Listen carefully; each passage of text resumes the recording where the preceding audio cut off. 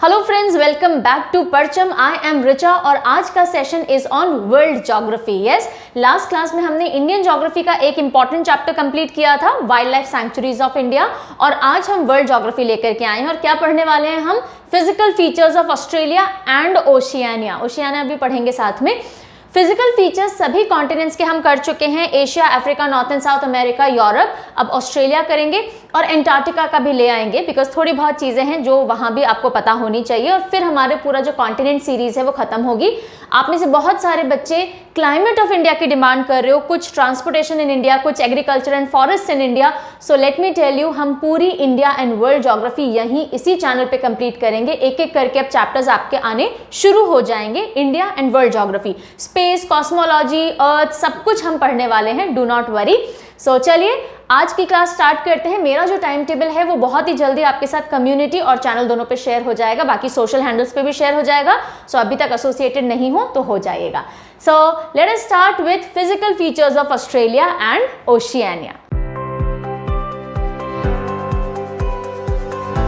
सबसे पहले हम, जैसा कि हर बार करते हैं, हम इंट्रोडक्शन देखेंगे। ये आपको एक लैंडमार्क दिख रहा है और ये है ऑस्ट्रेलिया कंट्री। अभी जितना एरिया आपको दिख रहा है ये ऑस्ट्रेलिया कंट्री दिख रही है। अच्छा, अब आपको ये कंफ्यूजन नहीं होना चाहिए ma'am Australia country, Australia continent और ओशियानिया क्या है, क्या डिफरेंस है, क्योंकि सब कुछ मैं आपको पहले political map of Australia and Oceania में पढ़ा चुकी हूँ। फिर भी अगर आपने वीडियो नहीं देखा, आप में से कुछ स्टूडेंट्स ऐसे हो सकते हैं जिन्होंने नहीं देखा हो वीडियो, जल्दी से बिल्कुल 1 मिनट लेते हुए या 30 सेकेंड्स लेते हुए कॉन्सेप्ट समझा देती हूँ कि ये जो आपको लैंडमार्क दिख रहा है इंक्लूडिंग तस्मेनिया, दिस इज तस्मेनिया, और ये ऑस्ट्रेलिया का ही पार्ट है। तो ये दोनों मिलाकर के बनते हैं ऑस्ट्रेलिया कंट्री। जब आप इसमें ये हिस्सा भी जोड़ लेते हैं जो कि कहलाता है Papua New Guinea. Papua New Guinea ये एक कंट्री है। जब आप ऑस्ट्रेलिया कंट्री में पापुआ न्यू गिनी को भी जोड़ लेते हैं तो ये दोनों मिलके क्या बन जाते हैं? ये बन जाते हैं ऑस्ट्रेलिया कॉन्टिनेंट। और जब ऑस्ट्रेलिया कॉन्टिनेंट में ये हिस्सा, ये क्या है? New Guinea. ये पापुआ न्यू गिनी है, ये न्यू गिनी है। न्यू गिनी पॉलिटिकली इंडोनेशिया यानी कि एशिया के अंदर में आता है। It is a part of Indonesia और पॉलिटिकली एशिया में आता है, लेकिन अगर आप ज्योग्राफिकली देखोगे तो ओशिनिया का पार्ट है। न्यू गिनी ये न्यूजीलैंड है। न्यूजीलैंड और आसपास ये इतने सारे जो आपको छोटे छोटे ओशंस दिख रहे हैं जिनको Micronesia, Melanesia, Polynesia group of islands में डिवाइड किया जाता है। इन सब को मिलाकर एक रीजन बनता है, रीजन जिसको हम कहते हैं ओशियानिया या Oceania. Got it? Australia country, Australia continent and Oceania, ये सब हम देख चुके हैं, पर अब हम इनकी फिजिकल ज्योग्राफी देखने वाले हैं। फाइन। वापस आ जाते हैं यहाँ पे। अगर हम ऑस्ट्रेलिया कॉन्टिनेंट की बात करें, अब यहाँ पे आपको सिर्फ कंट्री दिख रहा है, लेकिन अब हम जब भी ऑस्ट्रेलिया की बात करेंगे हम कॉन्टिनेंट के रेफरेंस में ही करेंगे, बिकॉज हम कॉन्टिनेंट की फिजिकल ज्योग्राफी पढ़ रहे हैं। Australia is the smallest continent. 7 continents में से Asia, Africa, north America, south America, Europe, Antarctica, Australia, ये 7 कॉन्टिनेंट्स हैं। इनमें सबसे छोटा है ऑस्ट्रेलिया और इसको आइलैंड कॉन्टिनेंट भी कहा जाता है। आइलैंड क्या होता है? जो हर तरफ से पानी से घिरा हो। तो ये देख लीजिए, हर तरफ से पानी से घिरा हुआ है, इसलिए इसको आइलैंड कॉन्टिनेंट भी कहते हैं। और एज अ कंट्री, अगर हम सिंगल कंट्री की बात करें, Australia as a country world की 6th लार्जेस्ट कंट्री में काउंट की जाती है, यानी 6 नंबर पे लार्जेस्ट कंट्री है। Now if you talk about the hemisphere, hemisphere क्या होता है? ये अगर अर्थ है तो अर्थ को हम 4 पार्ट्स में डिवाइड कर सकते हैं या 4 हेमिस्फेयर में डिवाइड कर सकते हैं। ये इक्वेटर, ये प्राइम मेरिडियन, 0 डिग्री 0 डिग्री। ये पूरा जो पार्ट है ये हो जाता है ईस्टर्न हेमिस्फेयर, ये पूरा पार्ट हो जाता है वेस्टर्न हेमिस्फेयर, ये वाला पूरा पार्ट हो जाता है नॉर्दर्न हेमिस्फेयर, ये हो जाता है सदर्न हेमिस्फेयर। राइट? ये 4 हेमिस्फेयर हम बना सकते हैं। ऑस्ट्रेलिया यहाँ लाई करता है, यानी कंप्लीटली साउथ में और कंप्लीटली ईस्टर्न हेमिस्फेयर में, दक्षिणी और पूर्वी गोलार्ध में पड़ता है ऑस्ट्रेलिया। ठीक है? सदर्न एंड ईस्टर्न हेमिस्फेयर में पड़ता है। कोऑर्डिनेट्स देख लेते हैं, यानी इसकी लैटिट्यूडनल, ये लॉन्जिट्यूडनल होगी, लॉन्जिट्यूडनल एक्सटेंट और लैटिट्यूडनल एक्सटेंट कितनी है, यानी कितने डिग्री लैटिट्यूड से कितने डिग्री लैटिट्यूड तक वेरी करता है और कितने डिग्री लॉन्जिट्यूड से कितने डिग्री लॉन्जिट्यूड तक स्ट्रेच करता है ना। अगर हम बात करें लैटिट्यूड की, 10 डिग्री साउथ से 44 डिग्री साउथ तक ये एक्सटेंडेड है। अब यहाँ से देख लीजिए, थोड़ा थोड़ा आपको आइडिया लग जाना चाहिए। जैसे ही मैंने बोला 10 डिग्री साउथ, तो देखो ये करीब यहाँ से स्टार्ट हो रहा है ना, और यहाँ आपको 15 डिग्री दिख रहा है। So this is around 10 degree south. यहाँ ऊपर कहीं से इक्वेटर जा रहा है, सीधा जाएगा, ऐसे घूमता हुआ नहीं जाएगा। So this is 10 degree south से लेकर के ये जो पूरा हिस्सा आ रहा है, this is approximately 44 degree south तक ये एक्सटेंड होता है। एंड अगर हम लॉन्जिट्यूडनल एक्सटेंशन की बात करें, सो ये जो लॉन्जिट्यूडनल एक्सटेंट है 112 डिग्री ईस्ट से लेके ये वाला जो हिस्सा आप देख रहे हो, ये देखिए 154 डिग्री ईस्ट। यहाँ पे आपको अगर आप देख पा रहे हो तो 150 डिग्री ईस्ट वाली ये लाइन है, ओके, और ये हो जाएगा 154 डिग्री ईस्ट। तो इतना एक्सटेंड होता है लैटिट्यूड्स और लॉन्जिट्यूड्स के बीच में। अब एक खास बात जो है वो ये है कि ट्रॉपिक ऑफ कैप्रिकॉर्न इसके बिल्कुल बीच में से होके जाता है। ये देखिए, this is tropic of Capricorn, okay. और ये जो ट्रॉपिक ऑफ कैप्रिकॉर्न जा रहा है, तो यू कैन सी ये इसको कंप्लीटली ऑलमोस्ट इक्वल पार्ट्स में डिवाइड कर रहा है। ऊपर वाला जो हिस्सा होगा वो ट्रॉपिकल नेचर का हो जाएगा, यहाँ का क्लाइमेट भी, यहाँ की वेजिटेशन भी, और नीचे वाला पूरा हिस्सा टेम्परेट क्लाइमेटिक कंडीशंस और वेजिटेशन वाला हो जाएगा। क्योंकि ट्रॉपिकल हिस्से कौन से होते हैं, जो कि ट्रॉपिक ऑफ कैंसर और ट्रॉपिक ऑफ कैप्रिकॉर्न और इक्वेटर, ये बीच वाला जो हिस्सा होता है वो ट्रॉपिकल रीजन होता है। ट्रॉपिक ऑफ कैप्रिकॉर्न से नीचे और ट्रॉपिक ऑफ कैंसर से ऊपर टेम्परेट रीजन्स आ जाते हैं ना। ध्यान है, ये अर्थ होती है, ये 0 डिग्री इक्वेटर, ये tropic of cancer, tropic of Capricorn, यहाँ पे आर्कटिक सर्कल, एंटार्क्टिक सर्कल। तो ये जो हिस्सा होता है इसको हम ट्रॉपिकल जोन बोलते हैं, और ये हिस्सा और ये हिस्सा ये टेम्परेट जोन हो जाता है, ठीक है। क्योंकि ऑस्ट्रेलिया यहाँ लाई कर रहा है, Australia is lying somewhere here, so उसका आधा हिस्सा आ जाता है ट्रॉपिकल में, आधा आ जाता है टेम्परेट के अंदर, ठीक है। चलिए, बस यही बात यहाँ पे बताई गई है, आगे चलते हैं। नाउ मूविंग ओवर टू आसपास क्या है ऑस्ट्रेलिया के। ऑस्ट्रेलिया का जो भी लैंड मास है उसके आसपास कुछ ओशन है, सी हैं, गल्फ हैं, बे हैं, स्ट्रेट्स हैं। तो पहले वो सारी वाटर बॉडी पढ़ेंगे, फिर ऑस्ट्रेलिया के लैंड मास पे मूव करेंगे, ठीक है। तो सबसे पहले ओशंस देख लेते हैं। ओशंस में देख लो, 2 ओशंस हैं जिससे सराउंडेड है। इस साइड पूरा ये इंडियन ओशन पड़ रहा है, और ये पूरा पड़ेगा पैसिफिक ओशन। ऊपर की साइड में यहाँ पे नॉर्थ पैसिफिक ओशन, यहाँ पे साउथ पैसिफिक ओशन। और अगर आप और नीचे चले जाएंगे तो क्या आ जाएगा, और नीचे सदर्न ओशन आ जाएगा। फाइन, सो 2 ओशन से घिरा हुआ है। अब अगर हम सागर की बात करें, यानी सी की बात करें, तो 4 इंपॉर्टेंट सी हैं। देयर आर 4 इंपॉर्टेंट सी जो आपको पढ़नी है। क्लॉकवाइज चलते हैं, देखते चलते हैं। देखो, ये जो आपको दिख रहा है ना, this is East Timor. East Timor जगह है, कंट्री है, और उसके और ऑस्ट्रेलिया के बीच में ये जो वाटर है, नाम नहीं लिखा हुआ है यहाँ पे, इसको बोलते हैं टिमोर सी। इसको क्या बोलते हैं, टिमोर सी। दिस इज टिमोर सी। तो पहली सी जो आपको पढ़नी है वो है Timor Sea, and it separates Australia with East Timor, ठीक है। चलिए फिर इधर चलिए मूव करिए। ये आपको दिख रही है कोरल सी, तो ये ऑस्ट्रेलिया को पापुआ न्यू गिनी से सेपरेट करने का काम करती है। यहाँ तक ये पूरी कोरल सी फैली हुई है ना, this is coral sea. Then नीचे आ जाइए, ये है तस्मन सी। तस्मान सी देखो, तस्मेनिया है यहाँ पे, और ये है New Zealand. This is what, this is New Zealand, और इस तरफ है ये तस्मेनिया। तो ये इन दोनों के बीच में आती है। तस्मान सी सेपरेट्स तस्मेनिया विथ न्यूजीलैंड। और चौथी एक सी ऊपर ही पढ़नी थी हमको, सॉरी बीच में यहाँ मिस हो गई। This is आराफुरा C.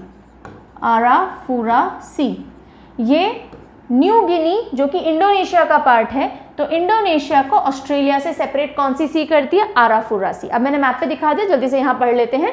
टिमोर C, so टिमोर C separate करती है ऑस्ट्रेलिया को ईस्ट टिमोर के साथ में। आराफुरा सी, ये रही आराफुरा सी की लोकेशन, ये इंडोनेशिया को ऑस्ट्रेलिया से सेपरेट करेगी। फिर आ जाते हैं हम कोरल सी पे। दिस इज कोरल सी, ये पापुआ न्यू गिनी को ऑस्ट्रेलिया से सेपरेट करेगी। यहाँ पे एक स्ट्रेट भी आता है, तो वो स्ट्रेट अभी मैं नाम बताऊंगी, ठीक है। और कोरल सी दोनों मिल करके पापुआ न्यू गिनी को ऑस्ट्रेलिया से सेपरेट करते हैं। टॉरस स्ट्रेट बोलते हैं, मैं बता ही देती हूँ, अगले स्लाइड में पढ़ेंगे। फिर आप देख लीजिए तस्मान सी, ये रही तस्मान सी, ये तस्मेनिया यानी कि Australia, Tasmania is also part of Australia, so उसको न्यूजीलैंड से सेपरेट आउट करती है। चारों सी याद रहेंगी। एक दो बार मैप, इसमें देखो अलग से निमोनिक टेक्निक की ज़रूरत नहीं है, मैप अपने आप में एक निमोनिक है ना। ये अपने आप में एक ब्रेन टूल होता है, जो चीज़ें आपको आंखों से दिख रही हैं उनको अलग से विजुअलाइज करने की ज़रूरत नहीं है। सो टिमोर सी, आराफुरा सी, कोरल सी एंड तस्मन सी, ये 4 सी इंपॉर्टेंट हैं। उसके बाद हम चलते हैं गल्फ, बे एंड स्ट्रेट्स पे। नाउ व्हाट आर दीज, ये टर्म्स हैं क्या? गल्फ और बे क्या होती हैं? जो भी डिप्रेशन होता है लैंड में जिसमें पानी अंदर आ सकता है, उसी एक बनावट को नाम दिया जाता है गल्फ या बे। दोनों मिलते जुलते हैं, सिर्फ साइज का डिफरेंस होता है। और वो भी बहुत कंफ्यूजिंग सी डेफिनेशन है, क्योंकि कई जगह मेजॉरिटी टाइम क्या होना चाहिए, गल्फ बड़े होते हैं, बे छोटा होता है। लेकिन कुछ जगहों पे उल्टा भी है, जैसे गल्फ ऑफ मन्नार अगर आप इंडिया की बात करो, या गल्फ ऑफ कच्छ देख लो, गल्फ ऑफ कच्छ छोटा है लेकिन बे ऑफ बंगाल बहुत बड़ा है।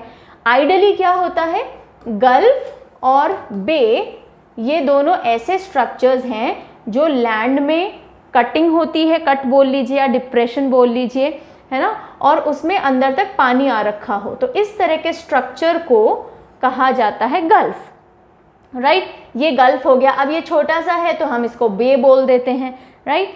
सो gulf is larger in size comparatively and bay is smaller in size. Ideal ये डेफिनेशन होती है, लेकिन हमेशा this does not stand true. क्यों? क्योंकि अगर हम बात करें बे ऑफ बंगाल की तो अपने आप में बहुत बड़ा है, गल्फ ऑफ कच्छ या गल्फ ऑफ मन्नार को अगर कंपेयर करो बे ऑफ बंगाल से तो छोटा है। तो ये कई एक्सेप्शंस या विरोधाभास या कन्फ्यूजन्स हैं, लेकिन आप इतना ही समझिएगा कि नॉर्मल जो कोस्ट लाइन होती है उसमें डिप्रेशन हो और उसमें वाटर फिल हो रखा है उस डिप्रेशन में, सो उस पर्टिकुलर एक व्हाट शुड आई कॉल, इस आकृति को, इस फॉर्मेशन को बे या गल्फ कहा जाता है। ऑलराइट, नाउ जो गल्फ हमें पढ़ने हैं, सो एक इम्पॉर्टेंट गल्फ है जो ऑस्ट्रेलियन कोस्ट लाइन पे बनता है और वो है गल्फ ऑफ कारपेंटेरिया। गल्फ ऑफ कारपेंटेरिया ये पापुआ न्यू गिनी और न्यू गिनी के नीचे देखिए, ये जो आपको एक डिप्रेशन दिख रहा है, दिस इज गल्फ ऑफ कारपेंटेरिया। अब पूरा जो ऑस्ट्रेलिया है वो सीधा सीधा जा रहा है, एकदम से ये कट हो रखा है बस, तो ऐसा हो सकता है किसी कारपेंटर ने कट करके निकाल दिया, ऐसा लग रहा है। कारपेंटर से कारपेंटेरिया आप याद रखोगे। फिर हम आते हैं great Australian bight. Great Australian bight, ऐसा वाला बाइट नहीं है, उस बाइट की स्पेलिंग ये होती है, लेकिन आप याद रखने के लिए यूज कर सकते हैं, ये है, this is great Australian bight. और ये एक एक्सटेंडेड बे है। बे छोटे होते हैं ऑफ कोर्स, लेकिन क्योंकि ये एक फैला हुआ इलोंगेटेड बे है, इसलिए इसको बाइट कह दिया गया है, Great Australian Bight. It is a form of bay only, it is larger, it is broader, right. So ये दो आप याद रखेंगे, Gulf of Carpentaria and Great Australian Bight. किसी ने यहाँ किसी बड़ी सी शार्क ने आकर के कट कर लिया ये वाटर बॉडी, कुछ भी कीजिए, थोड़ा सा दिमाग को क्रिएटिवली यूज करोगे, याद हो जाएगा। फिर हम आते हैं स्ट्रेट्स पे। Now there are 2 important straits जो ऑस्ट्रेलिया के कॉन्टेक्स्ट में आपको पढ़ने हैं। एक आएगा टॉरस स्ट्रेट। कौन सा स्ट्रेट? टॉरस। ये रहा टॉरस स्ट्रेट। स्ट्रेट क्या होता है? स्ट्रेट एक नैरो चैनल ऑफ वाटर बोल दीजिए या नैरो वाटर बॉडी होती है जो लार्जर वाटर बॉडीज को कनेक्ट करती है। 2 बड़े वाटर बॉडीज को एक पतला सा वाटर बॉडी जब कनेक्ट करता है उसको स्ट्रेट कहते हैं। और वो वाटर बॉडी पतला क्यों हो गया? क्योंकि आसपास लैंड आ गए। अगर ये एक लैंड है, ये एक लैंड है, ये पूरा पानी था, ये पूरा पानी था, तो ये जो एरिया आपको दिख रहा है ना, यहाँ पे भी पानी है, पर इसको स्ट्रेट कह देते हैं। क्या कह देते हैं? It is called straight. और स्ट्रेट क्या काम करेगा? 2 लैंड मासेस को सेपरेट करेगा और 2 लार्जर वाटर बॉडीज को कनेक्ट करेगा। This is a straight. Okay, so 2 important straight जो हमें ऑस्ट्रेलिया के कॉन्टेक्स्ट में पढ़ने हैं वो कौन कौन से हैं?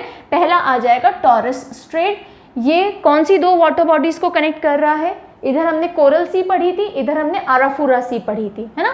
सो आराफुरा सी को कोरल सी से कनेक्ट करने का काम कौन सा स्ट्रेट करता है? टॉरस स्ट्रेट करता है। Very good. अब नीचे आ जाइए, ये एक और स्ट्रेट है जो इंपॉर्टेंट है, दैट इज बैस स्ट्रेट। ये ऑस्ट्रेलियन मेनलैंड को तस्मेनिया से कनेक्ट करता है, ठीक है। सो ऑस्ट्रेलिया का ये जो मेन लैंड है, मुख्य जो पूरा लैंड है, इसको तस्मेनिया से डिफरेंशिएट करेगा, लैंड मासेस को डिफरेंशिएट करेगा। इनको सेपरेट करने का काम कौन करता है? बैस स्ट्रेट करता है। और कौन सी दो वाटर बॉडीज को जोड़ रहा है, यहाँ तस्मान सी है और यहाँ पे ये ओशन वाटर ही चल रहा है बेसिकली, है ना। सो इंडियन ओशन को तास्मान सी से कनेक्ट करने का काम करता है। कौन सा स्ट्रेट, कौन सा, बैस स्ट्रेट। ओके, तो याद कैसे रखोगे, ऑस्ट्रेलिया क्या खत्म हो गया यहाँ पे, बस नहीं खत्म नहीं हुआ, तस्मेनिया भी है नीचे, तो ऑस्ट्रेलिया के बस नीचे बैस स्ट्रेट है। ओके, चलिए, सो ये दो स्ट्रेट्स हमने पढ़ ली ऑस्ट्रेलिया के कॉन्टेक्स्ट में, और 4 सी पढ़ ली। 4 सी कौन सी थी, जल्दी से रिवाइज करेंगे, जल्दी से, कहाँ से, यहीं से कर लेते हैं। टिमोर, आरापुरा, कोरल सी और तस्मान सी। और स्ट्रेट कौन कौन से पढ़े, टॉरस स्ट्रेट और नीचे बैस स्ट्रेट। ऑलराइट, अब हम आ जाते हैं स्ट्रेट्स ऑफ न्यूजीलैंड, क्योंकि हमें ओशिनिया भी साथ में पढ़ना है, जो रेलेवेंट होगा, इंपॉर्टेंट होगा, वो हम देखते चलेंगे। न्यूजीलैंड ऑस्ट्रेलिया का पार्ट नहीं है, ऑस्ट्रेलिया कंट्री का पार्ट नहीं है, ऑस्ट्रेलिया कॉन्टिनेंट का पार्ट नहीं है, लेकिन ये ओशिनिया रीजन का पार्ट है। ओके, और इसलिए हम देख लेते हैं कि न्यूजीलैंड जो पूरा कंट्री है वो 3 आइलैंड से मिलके बना हुआ है। 3 आइलैंड्स आर देयर। पहला है ये नॉर्थ आइलैंड, ये आपको दिख रहा है इतना बड़ा, ठीक है, दिस इज नॉर्थ आइलैंड। दूसरा है South Island, this is the South Island. और एक बहुत छोटा सा स्टीवर्ट आइलैंड है, स्टीवर्ट आइलैंड, ये दिखा नीचे एकदम छोटू, हाँ। So North Island, South Island and Stewart Island, इन तीनों से मिलके बनता है न्यूजीलैंड। और हर 2 आइलैंड के बीच में एक नैरो वाटर एरिया है, उसको स्ट्रेट कहा जाता है और उसका कुछ ना कुछ नाम है।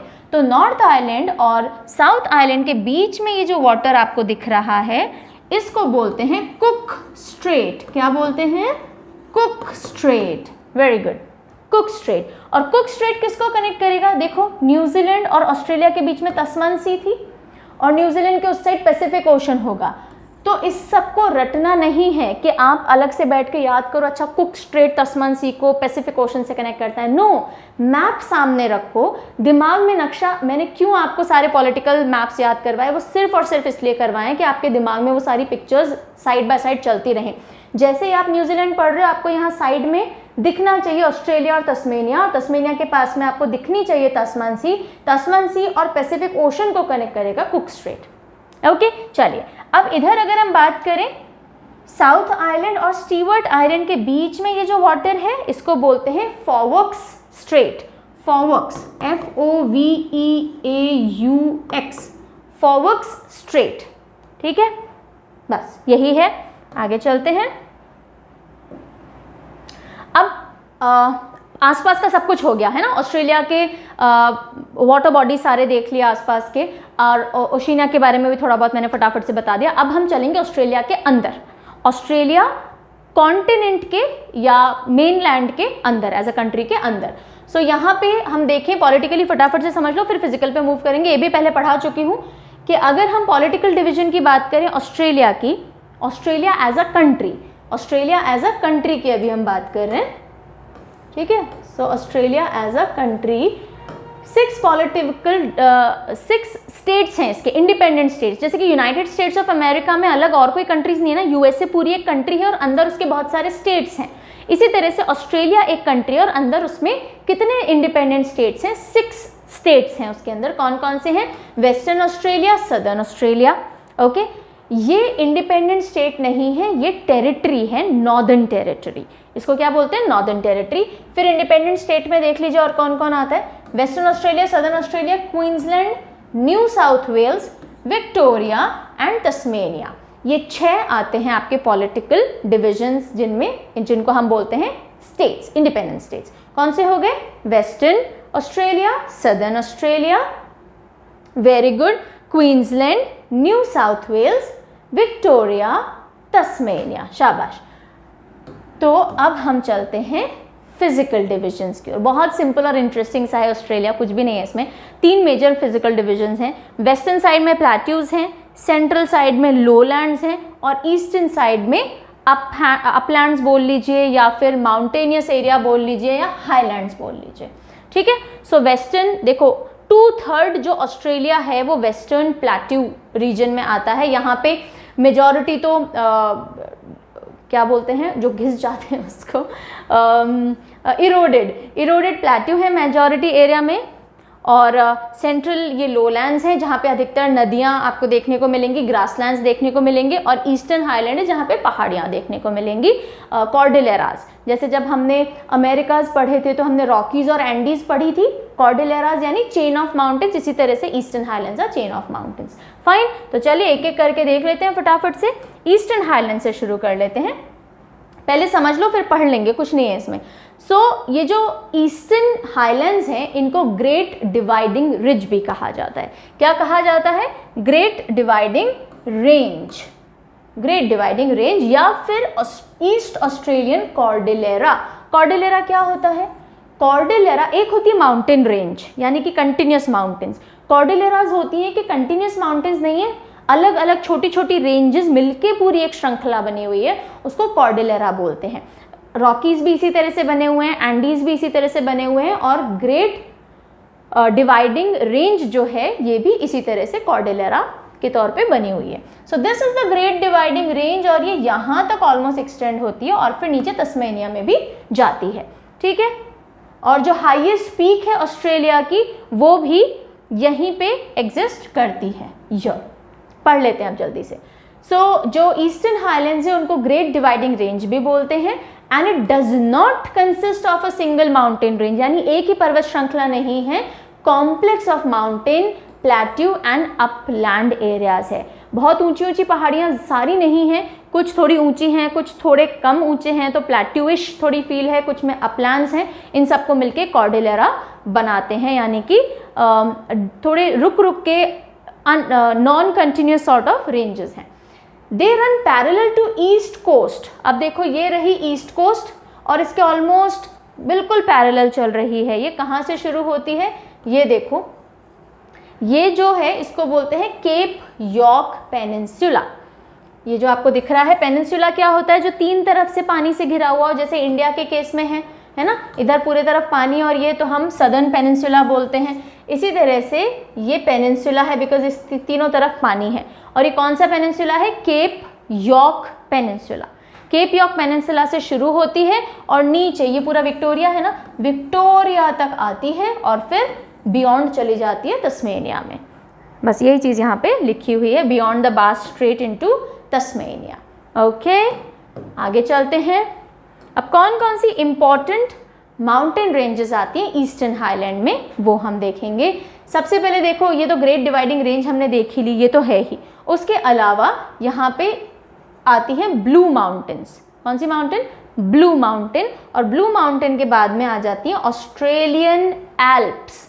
और मैप पे दिख रहा है आपको, देखो ये ग्रेट डिवाइडिंग रेंज थी, इसके बाद ये वाला जो एरिया है ये ब्लू माउंटेन्स का हो गया, और उसके नीचे ये जो आप देख रहे हो ये ऑस्ट्रेलियन एल्प्स की पोजीशन है। ओके, और ये सभी ग्रेट डिवाइडिंग रेंज का हिस्सा है। ब्लू माउंटेन्स भी ग्रेट डिवाइडिंग रेंज में आती हैं, ऑस्ट्रेलियन एल्प्स भी ग्रेट डिवाइडिंग रेंज में आती हैं, बस इनको अलग नेम दे दिया गया है, थोड़ा डिमार्केट हो जाता है इसलिए। ग्रेट डिवाइडिंग रेंज के अंदर या ईस्टर्न हाईलैंड्स के अंदर एक हम ब्लू माउंटेन्स देखते हैं। कभी पूछा जाए ब्लू माउंटेन्स कौन से कॉन्टिनेंट में है? ऑस्ट्रेलिया में है। ओके, ऑस्ट्रेलियन एल्प्स ये ऑस्ट्रेलिया की हाईएस्ट माउंटेन रेंजेस हैं। वैसे एल्प्स कहाँ पर हमने और पढ़ी थी? यूरोप में पढ़ी थी, यस। और ये ऑस्ट्रेलियन एल्प्स है, highest mountain range in Australia. और ऑस्ट्रेलियन एल्प्स की ही सबसे ऊंची जो चोटी है, हाईएस्ट पीक, वो ये आपको दिख रही, this is Mount Kosciuszko. Mount Kosciuszko Australia की हाईएस्ट पीक है और ये आती है ऑस्ट्रेलियन एल्प्स के अंदर। So highest peak is Mount Kosciuszko, 2228 meters above sea level. Snowy mountains of Australian Alps में ये लाई करती है। ऑस्ट्रेलियन एल्प्स की भी एक रेंज है स्नोई माउंटेन्स, और उसमें सबसे ही ऊंची श्रृंखला है, पीक है सॉरी, कॉसियोस्को पीक। ये बात की हमने हाईएस्ट पीक इन ऑस्ट्रेलिया। अगर हम बात करें हाईएस्ट पीक इन ओशियानिया, यानी कि इसमें आपके इंडोनेशिया का पार्ट भी आ जाएगा, कौन सा? न्यू गिनी वाला, पपुआ न्यू गिनी भी आ जाएगा, न्यूजीलैंड भी आ जाएगा, सारे आइलैंड्स भी आ जाएंगे और ऑस्ट्रेलिया भी आ जाएगा। तो पूरे ओशियानिया में सबसे हाईएस्ट पीक की अगर हम बात करें तो पनकक जाया, और ये इंडोनेशिया में पड़ती है। और इंडोनेशिया में बोले तो मैप पे दिखाते हैं आपको, कहीं तो दिख जाए हमको इंडोनेशिया। ओ माय गॉड, आ जाओ यहाँ पे। ये जो पार्ट है न्यू गिनी का, यहाँ पे पड़ती है पंकक जाया, ठीक है। सो दैट इज अबाउट पंकक जाया।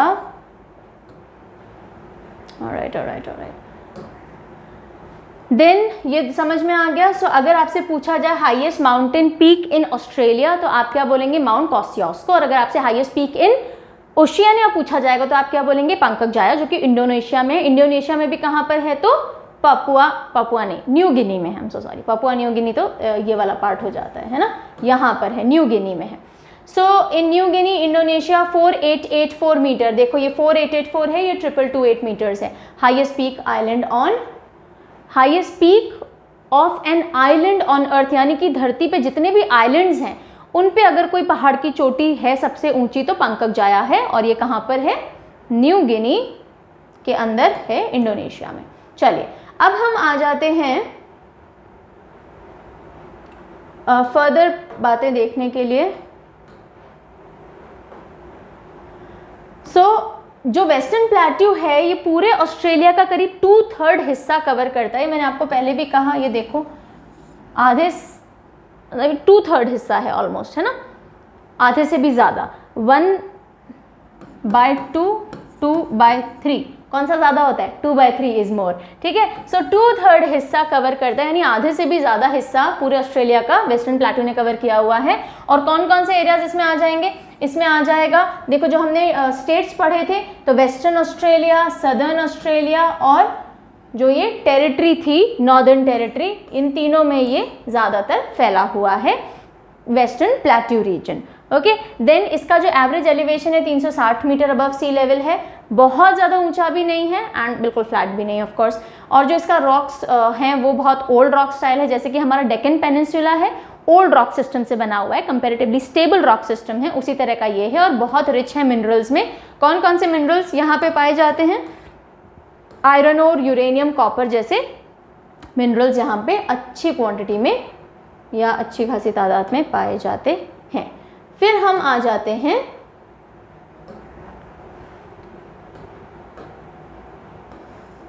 Desserts of western peninsula. अब देखो जो वेस्टर्न पेनिनसुला है उसके सेंट्रल एरिया में डेजर्ट्स भी हैं। सो जितने भी बड़े बड़े डेजर्ट्स हैं ऑस्ट्रेलिया के वो कहाँ लाया करते हैं? वेस्टर्न पेनिनसुला में लाया करते हैं। और अगर आप ऑस्ट्रेलिया की बात करो तो ये ऊपर का हिस्सा आ जाएगा, इस तरह से आप देखिएगा, ये ऊपर का हिस्सा आ जाता है ट्रॉपिकल क्लाइमेटिक कंडीशन और वेजिटेशन का। ये अधिकतर हिस्सा आपका आ जाता है ये डेजर्ट कंडीशंस का आ जाता है। ये हिस्सा अधिकतर आ जाएगा आपके टेम्परेट, है ना, टेम्परेट कंडीशंस का। और इधर नीचे मेडिटेरेनियन कंडीशंस आ जाती हैं। सो जिस तरह की क्लाइमेट होगी उसी तरह की वेजिटेशन भी होगी, उसी तरह के फीचर्स भी मिलेंगे। तो अब हमें देखना है ये डेजर्ट्स। सो वेस्टर्न पेनिनसुला के अंदर सेंट्रल एरिया में डेजर्ट्स हैं बहुत सारे, और इसलिए इसको होम ऑफ सेवरल डेजर्ट्स भी कहा जाता है, राइट। और कौन कौन से डेजर्ट हैं? हम पहले भी डेजर्ट्स ऑफ द वर्ल्ड में पढ़ चुके हैं। सो जितने भी ग्रेट नाम से होंगे या सन नाम से होंगे वो सब यहीं पे होंगे, सन, तन, ग्रेट। सो तन से तानामी डेजर्ट, ग्रेट से great sandy desert and great Victorian desert. और ये जो ग्रेट विक्टोरियन डेजर्ट है ये ऑस्ट्रेलिया का सबसे बड़ा डेजर्ट है। और सन से गिब्सन, अच्छा ये सिम्पसन भी है सन से, लेकिन सिम्पसन वेस्टर्न प्लेट्यू का हिस्सा नहीं है, ये सेंट्रल लोलैंड्स का हिस्सा है, तो ये आपको वेस्टर्न में नहीं काउंट करना है। तो ये Tanami, Great Sandy, Gibson and great Victorian Desert आ जाते हैं वेस्टर्न प्लेट्यू हिस्से में, यहाँ मैंने लिखा हुआ है। सो इसके साथ में कुछ एक माउंटेन पीक्स भी हैं, कुछ प्लेट्यूज भी हैं और कुछ प्लेन्स भी हैं जो कि वेस्टर्न प्लेट्यू का हिस्सा है। ये देखो, ये जितना भी आपको ये दिख रहा है this is all western plateau reason. अब देखो इसमें एक इम्पॉर्टेंट प्लेट्यू है जिसको बोलते हैं किम्बरले प्लेट्यू, और कुछ माउंटेन्स भी हैं। एक है डार्लिंग माउंटेन रेंज, है ना, ये रही डार्लिंग रेंज। अब डार्लिंग नाम से दो चीज़ें हैं ऑस्ट्रेलिया के अंदर, घर घर में तो डार्लिंग होते ही है, उसके अलावा फिजिकल फीचर्स की बात करें तो डार्लिंग रेंज है, और इस साइड में डार्लिंग रिवर हम पढ़ेंगे। तो darling river is on the south east and darling range is on the south west, ये चीज़ ध्यान रखिएगा। So this is darling range. अब डार्लिंग रेंज के बाद दो माउंटेन रेंजेस और हैं, एक है मैकडॉनल रेंज और एक है हैमरस्ले रेंज। कैसे याद करना है देख लीजिए। डार्लिंग मैकडॉनल्ड ले चल रहे हो या हैमर से सिर फोड़ दूं? है ना, दो ही ऑप्शन दिए हैं डार्लिंग को कि डार्लिंग या तो मैकडॉनल्ड ले चलिए ट्रीट के लिए, नहीं तो मैं हैमर चला देती हूँ आपके ऊपर, हैमर यानी हथौड़ा। सो McDonald range and Hamersley range, और यहाँ पे एक प्लेट्यू है किम्बरले प्लेट्यू, और एक प्लेन एरिया है जो आपको ध्यान रखना है, दिस इज नलरबोर प्लेन, नलरबोर प्लेन्स, ये यहाँ पे आ जाएंगे। ओके, ऐसा देख सकते हो यहाँ पे एक नल बना हुआ, इमेजिन कर सकते हो। सो ये हैं आपके सारे प्लेट्यू में, किम्बरले प्लेट्यू, माउंटेन रेंज में हैमर्सले, मैकडॉनल्ड और डार्लिंग रेंज, और प्लेन में नलरबोर रेंज। ओके, अब हम आ जाते हैं सेंट्रल लोलैंड पे। ये जो आपको ग्रीन हिस्सा दिख रहा है वेस्टर्न प्लेट्यू और ईस्टर्न हाईलैंड्स के बीच में, दैट इज सेंट्रल लोलैंड। तो कहाँ से कहाँ तक स्ट्रेच हो रहा है ये देखो, ये गल्फ ऑफ कारपेंटेरिया दिख रही है आपको, गल्फ ऑफ कारपेंटेरिया से नीचे नीचे आता हुआ ये स्ट्रेच हो जाता है, बिल्कुल सदर्न कोस्ट तक जाएगा। So extends from Gulf of Carpentaria in the north to southern coast in the continent south, और सेपरेट करता है ईस्टर्न हाईलैंड को वेस्टर्न प्लेट्यू से।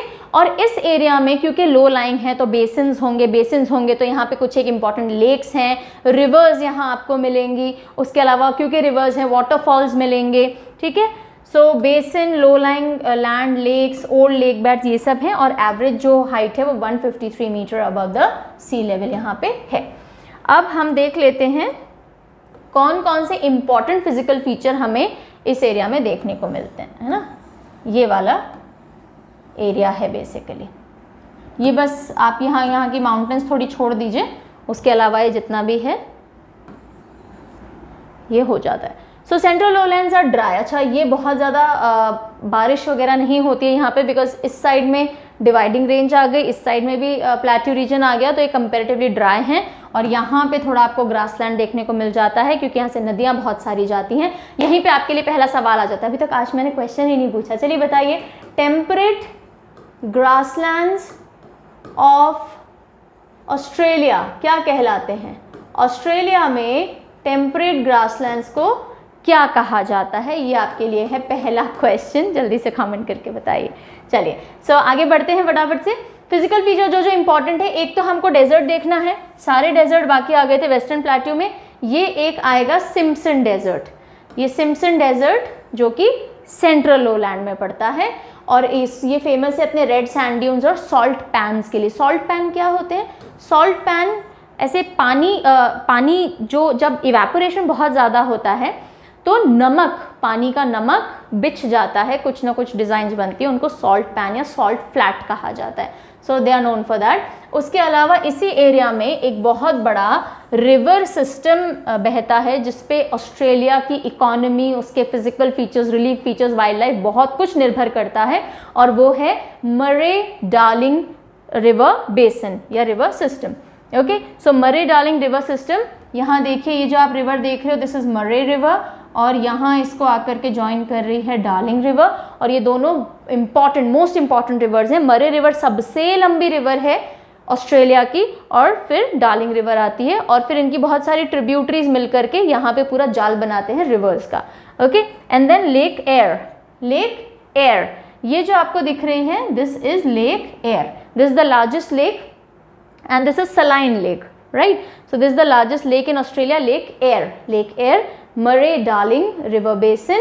उसके बाद ये आप जो देख रहे हो, देखिए ग्रेट आर्टेजियन बेसिन।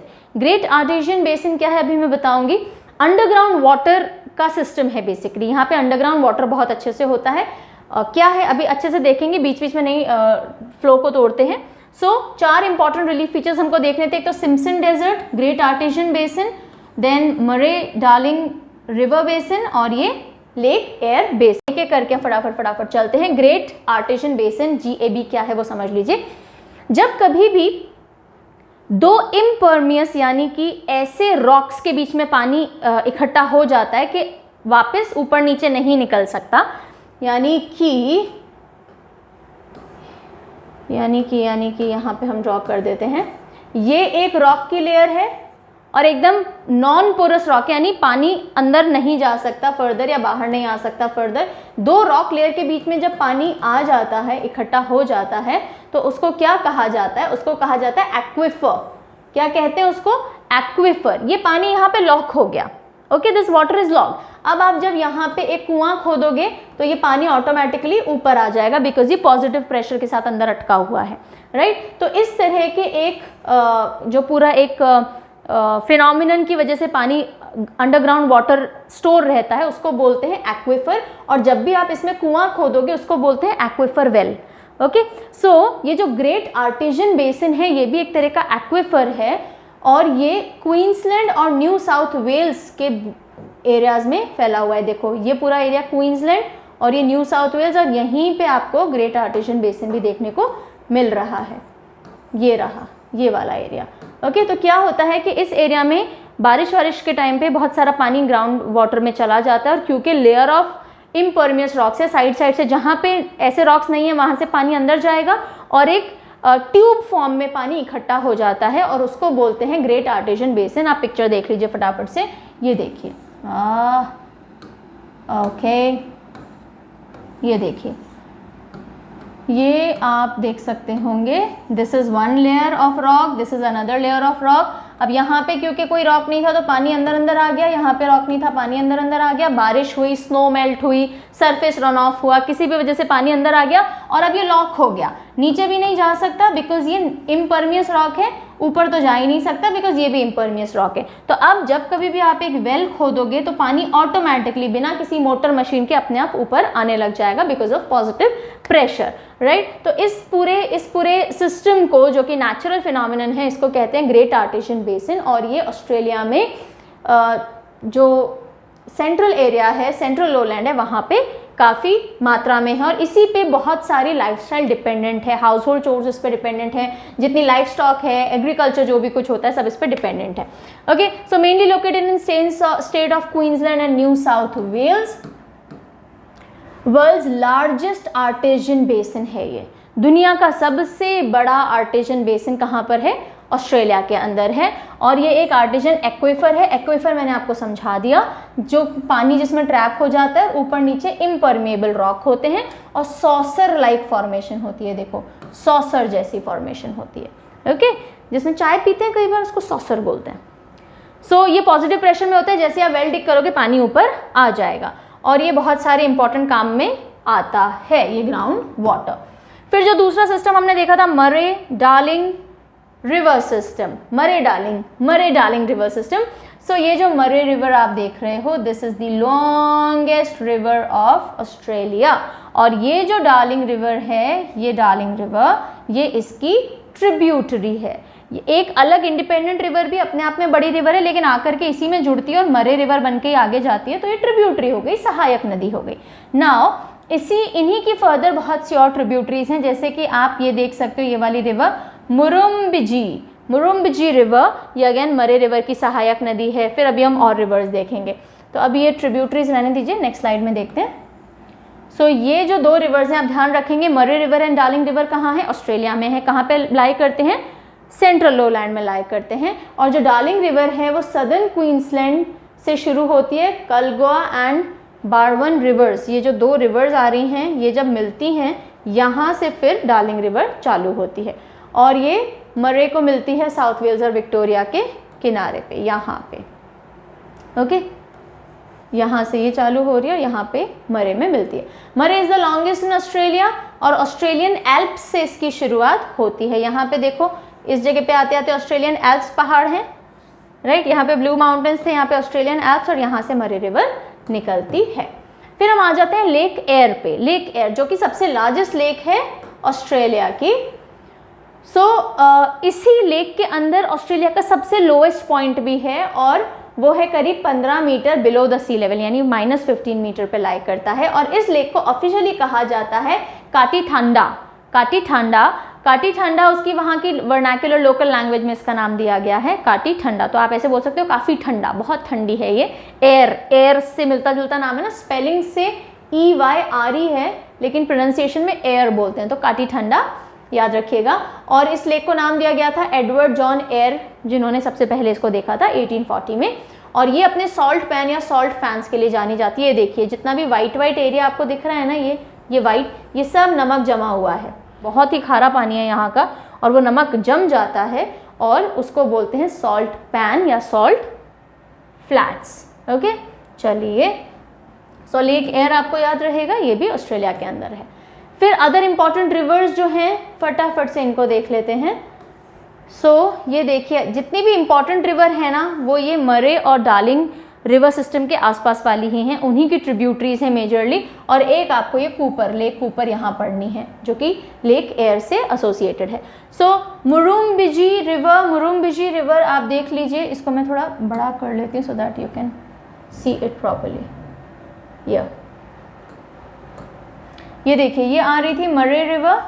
ओके, मरे रिवर की ही एक सहायक नदी या फिर एक ट्रिब्यूटरी है मुरुम्बिजी, और एक और है लैकलन, ये दोनों इसकी ट्रिब्यूटरी हैं। फिर ये आप देख रहे हैं डार्लिंग रिवर, डार्लिंग की ही ट्रिब्यूटरी आती है परू, डार्लिंग की ट्रिब्यूटरी आती है परू और वारेंगो, और फिर एक आपको ये कूपर ध्यान रखनी है। तो ये 4-5 नदियां हैं दैट यू मस्ट रिमेंबर, और ये यहाँ पे लिखी हुई हैं अपन ने, राइट। अब इसको अगर याद रखना है थोड़ा बहुत तो देखो, मरे याद है, मुरुम्बिजी, मरे मिलता जुलता है, एंड लैकलन लैक समझते हो, LACK कमी, तो जो मर गया, जो मरा हुआ है उसमें जान की कमी होती है, तो मुरे या मरे रिवर, मुरुम्बिजी, लैकलन ये तीनों साथ में हो जाएंगी। फिर डार्लिंग रिवर आपको याद रहेगी ही, वारेंगो, परू, डार्लिंग, परू, परी बोलते हैं ना, डार्लिंग से परू याद रखेंगे, एंड वारे जाओ आप अपनी डार्लिंग पे, परी जैसी दिखती है। एनीथिंग हम जब खुद से पढ़ते हैं तो भी हम कुछ ना कुछ स्टूपिड चीज़ें बनाते ही हैं, उसी तरह से आप बना दीजिए, इसको याद कर लीजिएगा। एंड कूपर क्रीक याद रखेंगे बिकॉज ये जो कूपर है ये यहाँ पे सेंटर एरिया में आती है। फिर हम आ जाते हैं मेजर लेक्स पे। एक लेक तो हमने देखी, लेक एयर जो कि लार्जेस्ट है। Lake air is the largest in Australia. उसके अलावा जो इंपॉर्टेंट लेक्स हैं जल्दी से वो देख लेते हैं। ये लेक एयर थी, this is lake taurus straight भी पढ़ा था, और ये टॉरस लेक है। दिस इज लेक टॉरस के बिल्कुल नीचे देखिए लेक गैर्डनर। एयर, टॉरस, गैर्डनर, और फिर आती है लेक कार्नेगी जो कि सबसे बड़ी फ्रेश वाटर लेक है, यानी नॉन सॉल्ट वाटर लेक है, लेक कार्नेगी। ये रही लेक कार्नेगी। और फिर लेक मैके, और एक बहुत इंटरेस्टिंग सा नेम है लेक डिसअपॉइंटमेंट। हाँ, lake disappointment is this lake. ये लेक्स आप थोड़ी बहुत याद रख सकते हैं। इसके लिए आप चाहें तो छोटा हिंट ले सकते हैं कि आप ऐसे देख सकते हो, टॉरेन गार्डनर कार्नेगी, यानी कि टोन कर दिया आपके गार्डन को एक कार ने। टोन मतलब ऐसे तो फाड़ना होता है, पर आप ऐसे पिक्चर बना सकते हो, टोन कर दिया मेरे गार्डन को किसी कार ने, यानी कि एक कार गई और आपके गार्डन को रोंदती हुई चली गई। इस तरह से आप छोटा सा दिमाग में सेट कर सकते हो। टॉरेंस से वैसे लेक टॉरेंस याद रह जाएगी कि ऑस्ट्रेलिया में है, गार्डन से गैर्डनर याद रख सकते हैं, कार से कार्नेगी, लेक मैके and lake air. And lastly हम चलते हैं मेजर वाटरफॉल्स पे। कुछ एक इम्पॉर्टेंट वाटरफॉल्स हैं ऑस्ट्रेलिया की। एक है वॉल्मन फॉल, वॉलोमॉम्बी फॉल्स, वॉला वॉलो, डेंडोंगडेल, कितना म्यूजिकल सा नाम है ना, डेंडोंगडेल।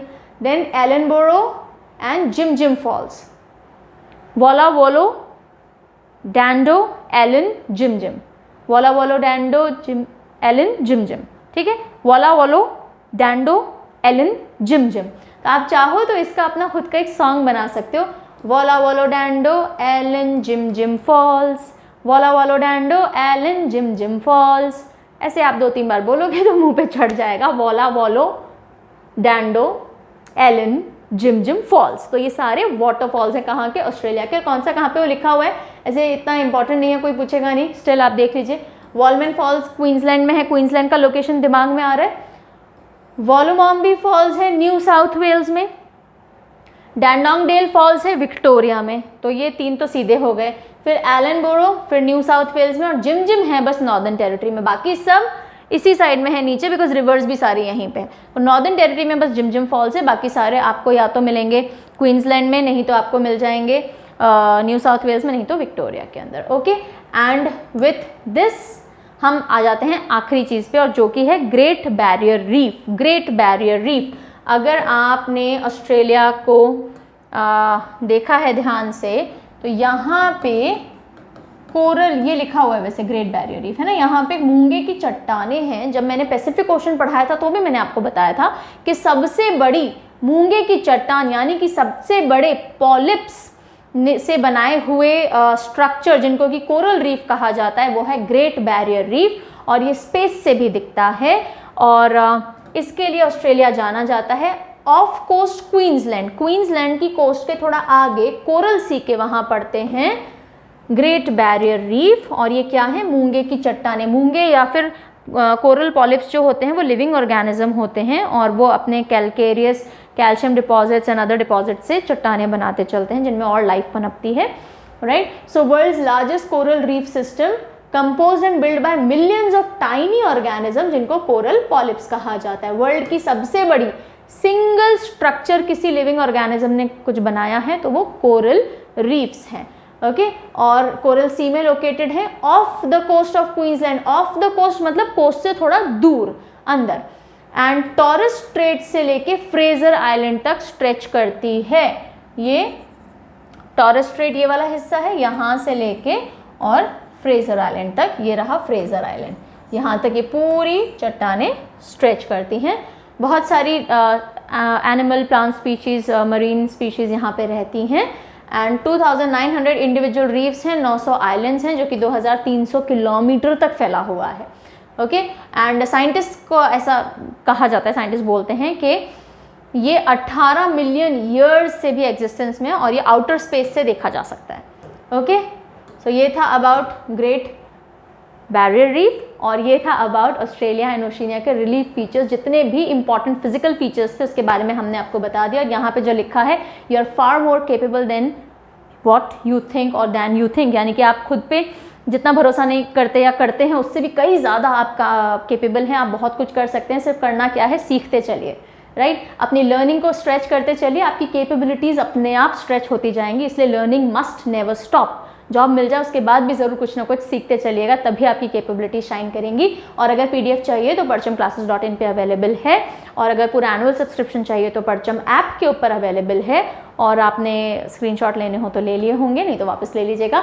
सो जल्दी ही मिलते हैं, और इस टॉपिक से रिलेटेड एक रिविजन टेस्ट आपको ऐप के ऊपर मिल जाएगा। जल्दी से उसको अटेम्प्ट करिएगा और देखिएगा कि आज का जो भी कंटेंट हमने पढ़ा है वो याद हुआ या नहीं हुआ।